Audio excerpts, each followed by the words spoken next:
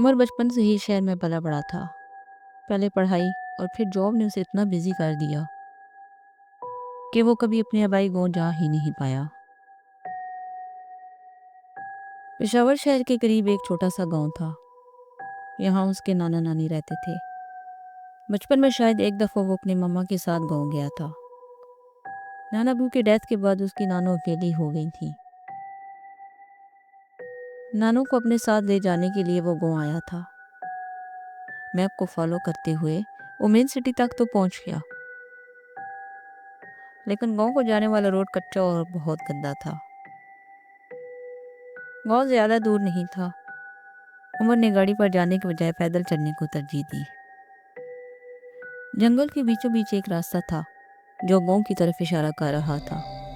عمر کو مناسب لگا کہ اسی راستے کا انتخاب کیا جائے، کیونکہ وہ راستہ سڑک والے خراب راستے سے بہت بہتر تھا۔ لیکن وہ نہیں جانتا تھا کہ اس راستے کا انتخاب کر کے وہ زندگی کی سب سے بڑی غلطی کرنے والا ہے۔ رات ہونے کے قریب تھی اور جنگل کا وہ راستہ بالکل سنسان تھا۔ کافی راستہ طے کرنے کے بعد بھی عمر کو کوئی نظر نہیں آیا۔ شاید وہ اکیلا ہی تھا جو اس راستے پر چل رہا تھا۔ کچھ دیر چلنے کے بعد عمر کو عجیب بے چینی محسوس ہونے لگی۔ اسے ایسے لگا کہ کوئی آدمی درخت کے پیچھے کھڑا اسے گھور رہا ہے۔ اندھیرا ہونے کی وجہ سے عمر سمجھ نہیں پایا کہ وہ کوئی انسان ہے یا جانور۔ وہ تیزی سے چلنے لگا۔ اچانک عمر کسی چیز سے ٹھوکر کھا کر گر گیا۔ جیسے ہی وہ سیدھا ہوا، اس نے نیچے دیکھا وہ کس چیز سے ٹکرا کر گرا ہے، تو اس کی روح تک کانپ گئی، کیونکہ جس چیز سے وہ ٹھوکر کھا کر گرا تھا وہ کچھ اور نہیں، کسی انسان کا کٹا ہوا سر تھا۔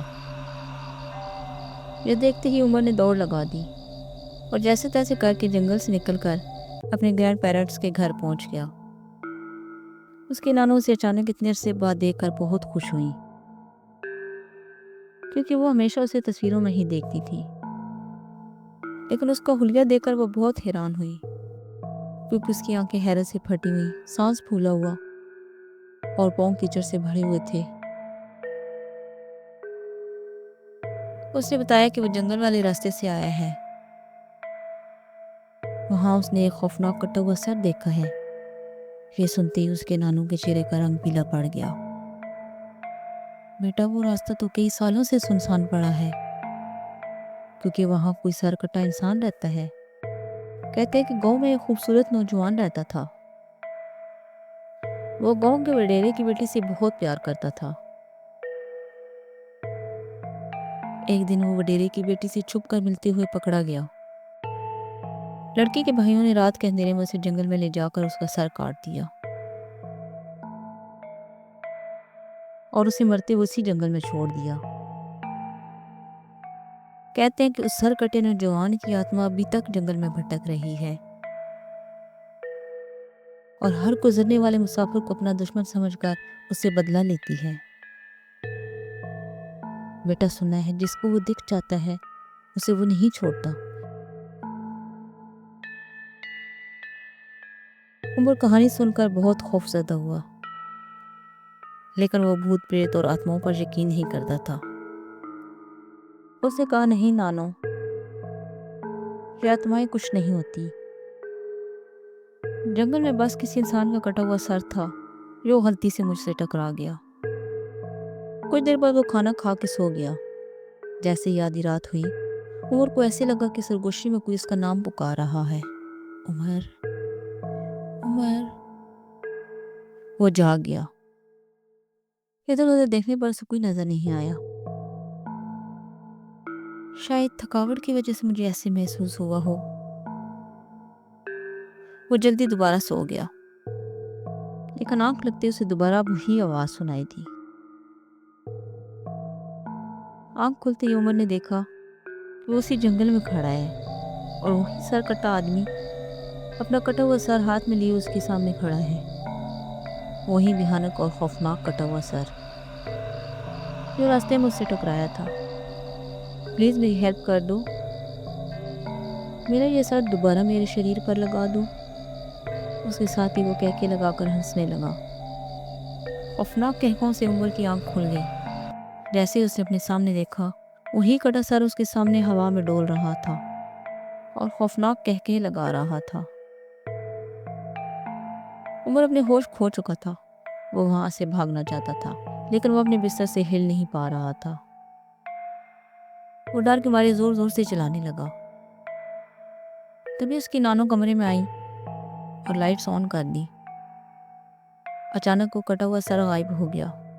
بیٹا کیا ہوا؟ تم بہت بری طرح چلا رہے تھے۔ کچھ نہیں نانو، وہ شاید کوئی بھیانک سپنا تھا۔ اس کے بعد پوری رات عمر سو نہیں پایا۔ صبح اس نے گاؤں کے لوگوں سے کٹے ہوئے سر کے بارے میں بہت سے قصے سنے۔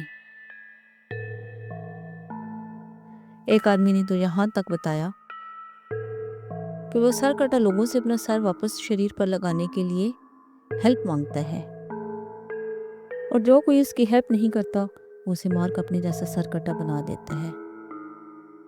دوسری رات جب عمر دوبارہ سونے کے لیے اپنے کمرے میں گیا تو اس نے دیکھا کہ کھڑکی میں ایک عجیب آدمی کھڑا ہے۔ عمر بہت خوفزدہ ہوا۔ اسے ایسے محسوس ہوا جیسے اس کا سانس بند ہو جائے گا۔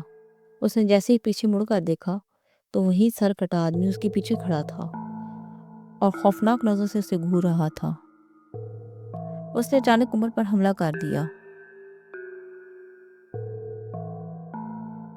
وہ کٹا ہوا سر زور زور سے عمر سے ٹکرانے لگا۔